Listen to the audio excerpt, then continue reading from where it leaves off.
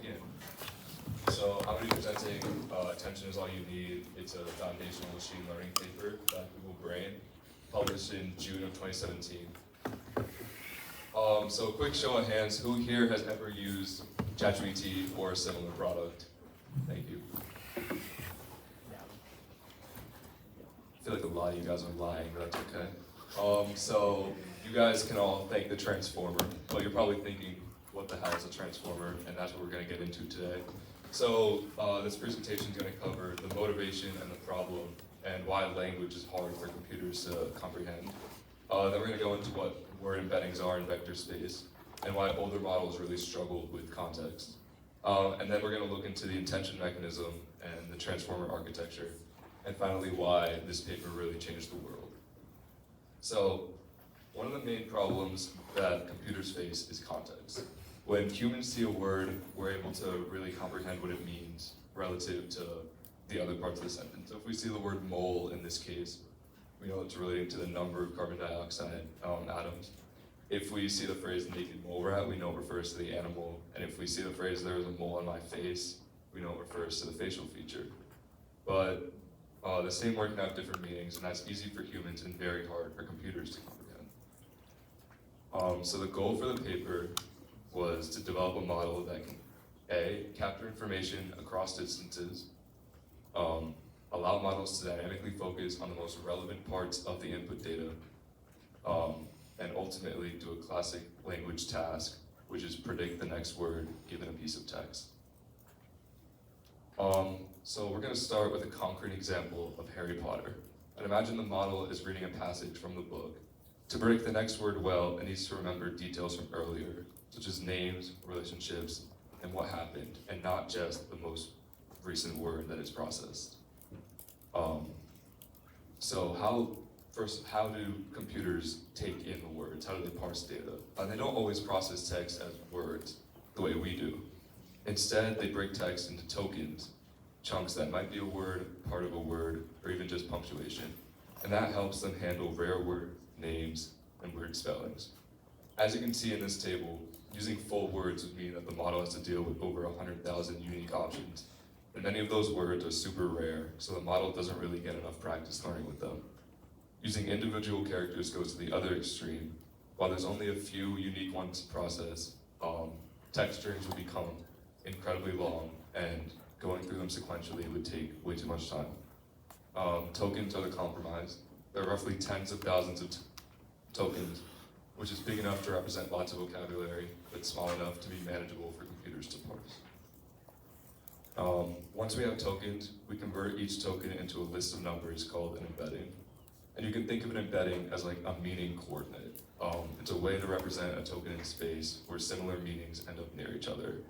A nice concrete example that you can use is if you take the vector token embedding for aunt and you subtract the vector token embedding for uncle, it's approximately equal to the difference between the vectors for woman and man, because they share the same difference in that direction that corresponds with meaning. And direction can correspond with other things such as size, color, if it's applicable.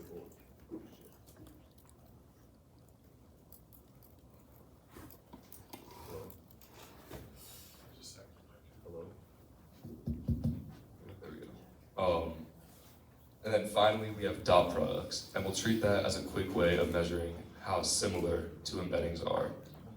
You don't really need to understand the math, just the biggest takeaway is that a bigger dot product will mean that the two vectors are very similar. So the dot product for vectors for dog and cat would be way bigger than dog and computer. And then finally, we can see why this is such a big issue, because the previous models couldn't do very well. Before transformers, a common approach was sequential models like recurrent neural networks and long short-term memory. And they read one token at a time, which is incredibly slow. And they can struggle with long passages because information from earlier in the text will fade as you go along. So ultimately, our goal is to produce a mechanism that can adjust the embeddings of the broad tokens to more specific vectors. And we really want to be able to refine the meaning of words based on context. We want the model to see the word tower in one case and see the word Eiffel near it and have the vector embedding for the tower change to more appropriately suit its meaning in context. So how the computers do this is really scary formula, but once you break it down, it becomes relatively simple. So we start with the parameters. So first you have Q, which is query, which is what this word is looking for. So if it's a noun, it might be looking for adjectives that would help supplement its meaning. Or if it's an adjective, it might be looking for nouns that it wants to help add detail to. And then key is what this token offers. It's like a label that other tokens can match again. So once again, the adjectives are going to be looking for nouns that they can help supplement, and the nouns will be looking for adjectives that might be able to help them with their meaning. And if the dot product between a query and a key is relatively high, then you know there's a strong relationship between the two tokens, and that they will be likely useful to help provide context. And V is the value score, and that's how the two vectors are actually transformed after you calculate the attention score. So with that information, we can go back to this, and it becomes a relatively simple formula. First, you just find the similarity of the key and query vectors, and then you multiply it by a scaling factor. And then, since we're ultimately going to be providing a prediction, we have to normalize the probabilities of it so that you can only have 100% probability in total. So each result will sum to 1. And then finally, you multiply them by the value scores to see actually how to adjust each token. And that'll just return a new vector for each token based on its relevance to all the other vectors in the sequence. So that's when we get to self-attention. And self-attention is just an attention mechanism where the queries, keys, and values will all come from the same sequence. So each token will look at all the other tokens in the input to build context. For instance, if the model sees Harry in the context of wizard and Hogwarts, it would understand that that Harry is referring to Harry Potter. But if they see Harry in the context of Queen, England, and William, then they'll know that that's likely going to refer to Prince Harry, and the vector embedding for the word Harry will be adjusted accordingly. Next, we have masked attention, which is a process where tokens from later in the sequence don't influence earlier tokens. So it'll kind of read the sequence like humans do and try to provide output without knowing all the things. And for example, if you have Harry, it would predict the next word, and then it would go to Potter and predict the next word, and then it would sequentially do that over and over. But it's not actually sequentially, I'll get to that later. During the training process, the models run on text examples numerous times, and each token will only look at the tokens that precede it, otherwise it would give away the answer for what comes next during training. And that's why masked attention is really important. And as it does this, the weights for the vectors are slightly adjusted and tuned to reward or punish the model based on how accurate it predicted the next word in the text. And then it repeats until the model can accurately predict the next token, which gives the model very strong language abilities. Then you have a thing called multi-headed attention. So instead of doing attention once, transformers do it multiple times in parallel, and these are all called heads. Each head can specialize. One might track grammar, another might track meaning, another might connect faraway references to the current word. So here we have an example. This is from the paper. They have this sentence: "It is in this spirit that a majority of American governments have passed new laws since 2009, making the registration or voting process more typical." And it shows attention in action. You can see that some heads connect to words that are pretty far apart, not necessarily super far, but words that aren't necessarily right next to the other are influencing the meaning and context. And that's really the beauty of it. Transformers can connect different parts of a sentence without crawling one step at a time. So you can see that the vector for making is influencing being influenced by the phrases more difficult and 2009 and laws. That way you can provide more meaning for the word making in the context of a sentence. And this is all culminated in the transformer, which is a really dense diagram, but we're going to walk through it. So first, you start with the encoder. And what the encoder does is it takes in inputs and turns them into rich vector representations.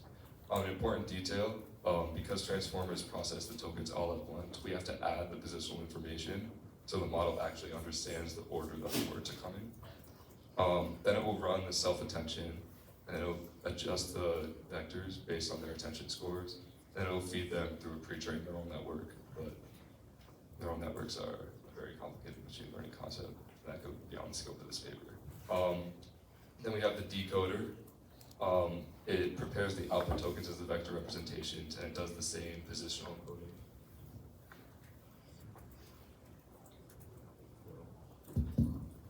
It does the same positional encoding that the encoder does. And then it uses mass multi-head attention, so it can't peek ahead, and it actually can generate the next output. It does the same neural network stuff, and then it finally produces probabilities for what the token will be. So that's really the transformer architecture. It's relatively simple. Finally, we see what the transformer actually outputs. It'll output a probability distribution for the possible next token. So it's not actually choosing one answer immediately. It's saying, here are the likely next tokens and how confident I am. Then the system will select from that distribution. So say you have the phrase, I have a, and you want the computer to, or the transformer to predict what the next word will be. Based on what this model has been trained for, the most likely outcome is pen, followed by ball, dog, cat, and it goes all the way down for all the possibilities it think might happen. And then you also have a parameter that you can pass through called temperature, and this will adjust the final softmax function so that sometimes the words, it can control how random the output feels. So sometimes the words will be more chaotic or not, but a lower temperature is usually safer, more predictable, more repetitive, but also more factual. And the higher temperature is more creative, but also more likely to go off the rails. So if you have the sentence, I like red blank, and your temperature is at a relatively low value, like 0.2, the most likely outcome is obviously apples. But as you slowly increase the temperature, the probability distribution gets flatter, and you have an equally likely chance of the transformer returning the token for onions, pants, shoes, as it does for apples. And a very important thing that transformers do is they have the ability to parallelize. They can process all the tokens at the same time. And as you recall, the problem with the recurrent neural networks is that they process the tokens one at a time, which cannot be done in parallel. So transformers can compute many attention relationships all at once, which makes them especially faster to train using GPUs, which is why NVIDIA really corners the market with the AI boom. And now, how do we get from transformers to ChatGPT? So, if you don't take anything else from my presentation, I just want you to remember that GPT actually stands for something. It stands for Generative Pre-trained Transformer. So it said generative is because it generates textual output. It's pre-trained because it learned from massive amounts of data and it's fine-tuned the model through it. And the transformer, it's because transformers based. Transformers, their attention allows ChatGPT to capture long-range context. They have massive scalability, so if you pass in more parameters, it'll usually perform better. And utilizing multi-head attention, it can learn different representations, so that's why it's good at both essay writing and possibly code debugging or study guides and whatnot. So what ChatGPT essentially does is it has this system prompt, and this is not ChatGPT's actual system prompt because that's confidential, but this is an example of one. So it'll say what follows is a conversation between a user and a helpful, very knowledgeable AI assistant. Then it'll insert the user prompt, and then it'll have a box for AI assistant. And the transformer will fill in the blank, essentially predicting what this helpful AI assistant will say in response. So it's just trying to continue the phrase. And then the impact of this paper was pretty substantial. Transformers became the default architecture for all large language models. You don't really need recurrent neural networks anymore, hence the paper's title, Attention is All You Need. The goal of the field shifted less towards architecture because everybody started using transformers, and more towards prompt engineering because that's what became more important. A large focus on scaling. You can see that graph, you can see over time the amount of parameters that you pass through to the model has increased pretty significantly. It's a logarithmic scale, so in 2019 there were only about 100 million parameters, but as we approached 2023 we got to over almost a trillion, so that's pretty severe. And then it inspired new variants. You can also use transformers for vision, speech, and image generation models, but the main setback is that They're really limited by how much RAM you can have, because the most important part that makes the transformers efficient is the ability to parallelize, and RAM is what supports that. So that's why right now RAM costs too much, and there's been a lot of inflation in that area. So are there any questions?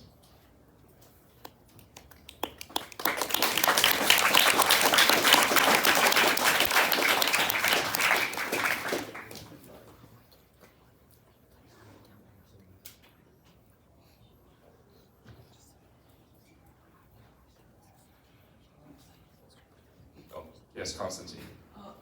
What would be the one thing that you say all students should take away from this presentation? Probably that ChatGPT stands for Generative Pre-trained Transformer. Thank you.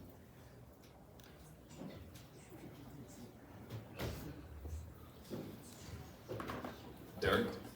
What temperature does like ChatGPT use? ChatGPT temperature on the web is preset, I believe 0.7, but if you have an API, that's a variable that you can modify it as you please.